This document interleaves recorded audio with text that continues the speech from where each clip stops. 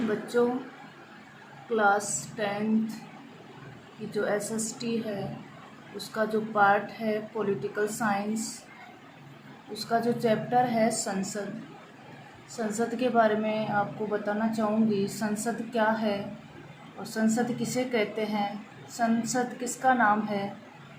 तो कानून निर्मात्री संस्था को संसद कहा जाता है, जो कानून का निर्माण करती है। संसद के अनेक नाम हैं अलग अलग राष्ट्रों में। उनमें से कुछ राष्ट्रों के नाम आपको बताना चाहूँगी। जैसे ब्रिटेन में संसद को पार्लियामेंट के नाम से जाना जाता है। अमेरिका में संसद को कांग्रेस के नाम से जाना जाता है और जापान में संसद को डाइट के नाम से जाना जाता है। भारत की बात की जाए तो भारत में संसद को व्यवस्थापिका के नाम से जाना जाता है। भारत में केंद्रीय व्यवस्थापिका के रूप में जाना जाता है। अब भारतीय संसद के बारे में सामान्य चर्चा करना चाहूँगी कि भारतीय संविधान के भाग 5 में अनुच्छेद 79 से लेकर 122 तक 79 से लेकर 122 तक संसद के गठन व कार्यों का उल्लेख किया गया है। तो संविधान के किस भाग में? संविधान के भाग 5 में अनुच्छेद 79 से लेकर 122 तक संसद के गठन व उसके कार्यों का उल्लेख किया गया है।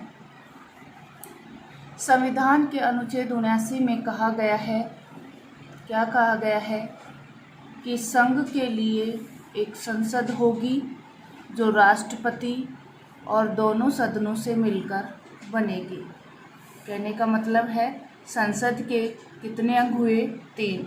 संसद के 3 अंग, जिसमें संसद का पहला अंग राष्ट्रपति होगा, दूसरा अंग लोकसभा होगा, तीसरा अंग राज्यसभा होगा। राष्ट्रपति संसद का अभिन्न अंग होता है। राष्ट्रपति संसद के किसी भी सदन का सदस्य नहीं होता, बल्कि अभिन्न अंग होता है। राष्ट्रपति संसद का अभिन्न अंग होता है क्योंकि संसद द्वारा पारित विधेयक राष्ट्रपति के हस्ताक्षर के बाद ही कानून का रूप लेता है, अर्थात कानून बनता है। इस प्रकार राष्ट्रपति को संसद का अधिवेशन बुलाने, समाप्त करने, लोकसभा को भंग करने का अधिकार है। आज के लिए इतना। अगले वीडियो में मिलती हूँ। अगले वीडियो में लोकसभा का गठन